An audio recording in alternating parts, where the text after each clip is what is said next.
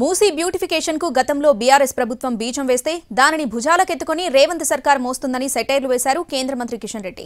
మూసీ ఒడ్డున పేదల ఇళ్లను కూల్చేయడాన్ని తక్షణమే ఆపాలని డిమాండ్ చేశారాయన. మూసీ బ్యూటిఫికేషన్ చేస్తే 70% డ్రైనేజ్ వాటర్ ఎక్కడికి పోతుందో చెప్పాలని కాంగ్రెస్ సర్కార్ని ప్రశ్నించారు కిషన్ రెడ్డి. టీఆర్ఎస్ ప్రభుత్వమే దీనికి బీజం వేసింది, బ్యూటిఫికేషన్ బీజం. దీన్ని రేవంత్ రెడ్డి గారు భుజాల మీద ఎత్తుకొని ఈరోజు ప్రజల మీద కడుపుల మీద తన్నుకుంటూ ముందుకెళ్తా ఉన్నాడు.